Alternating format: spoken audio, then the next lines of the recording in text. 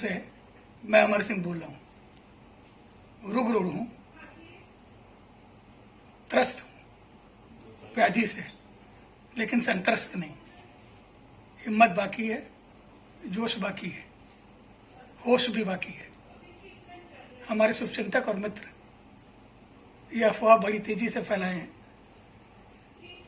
कि यमराज ने मुझे अपने पास बुला लिया है। ऐसा बिल्कुल नहीं है। मेरा इलाज चल रहा है और माँ भगवती की इच्छा हुई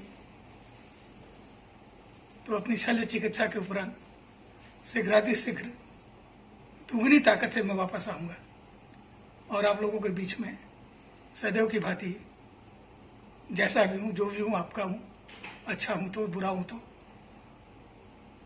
अपनी चिर परिचित शैली, प्रथा और परंपरा के अनुकूल जैसे अब तक जीवन जिया है आगे भी जीऊंगा।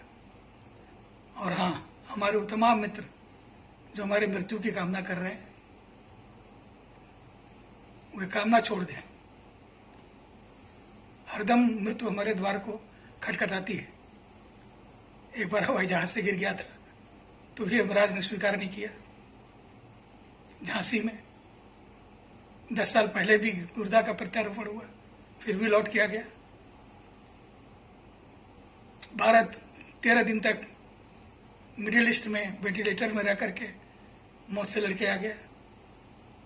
उन तमाम अवसरों के मुकाबले अब की बार तो बिल्कुल स्वस्थ हूं,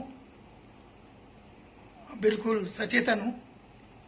और हमारे डॉक्टर कहते हैं कि हमारा मस्तिष्क किसी 10 साल के बच्चे से ज्यादा उर्वरक है।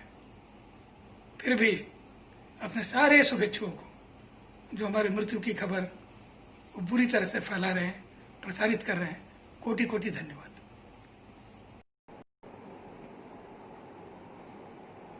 आज के दिन मेरे पूज्य पिताजी का स्वर्गवास हुआ था।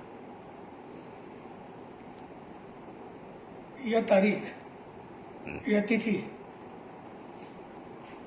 पिछले 1 दशक से लगातार श्री अमिताभ बच्चन की स्मृति में है और इस दिन मुझे मेरे पिताजी की श्रद्धा के लिए संदेश भेजते हैं। जब दो व्यक्तियों में बहुत अटूट स्नेह होता है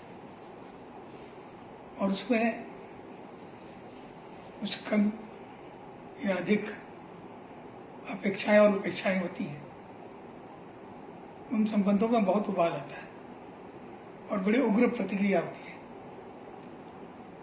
संबंध जितना अधिक निकट होता है उसकी टूट की चुभन भी उतनी नुकीली होती है।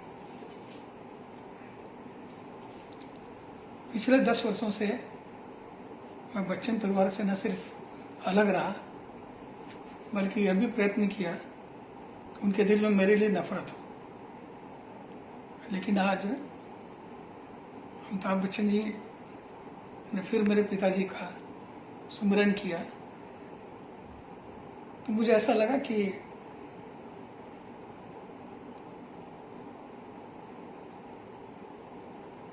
इसी सिंगापुर में 10 साल पहले गुर्दे की बीमारी के लिए मैं और अम्मी जी लगभग 2 महीने तक साथ रहे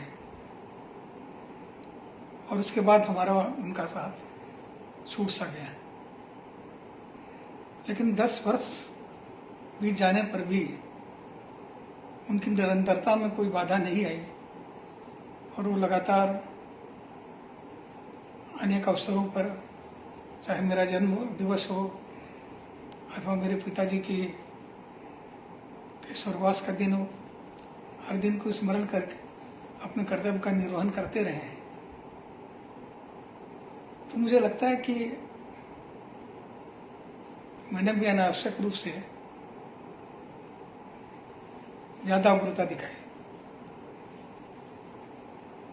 60 से ऊपर जीवन की संध्या होती है और एक बार फिर मैं जिंदगी और मौत की चुनौती के बीच से गुजर रहा। मुझे लगता है कि सार्वजनिक रूप से मुझे और कोई कारण नहीं तो इस कारण कि हमसे उम्र में वो बड़े हैं, उनके प्रति नरमी रखनी चाहिए थी। और जो कटु वचन उन्होंने बोला उसके लिए खेद भी प्रकट कर देना चाहिए, क्योंकि मेरे मन में कटुता और नफरत से ज्यादा उनके व्यवहार के प्रति निराशा रही। लेकिन उनके मन में लगता है न तो निराशा है न तो कटुता है,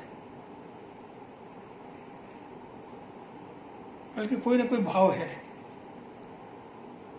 इसलिए आज अपने पिताजी को श्रद्धांजलि देते हुए जो 17 सुमन उन्होंने उनके आदर में व्यक्त किए हैं, उसका संप्रेषण करते हुए ईश्वर से ही प्रार्थना है कि सबको ईश्वर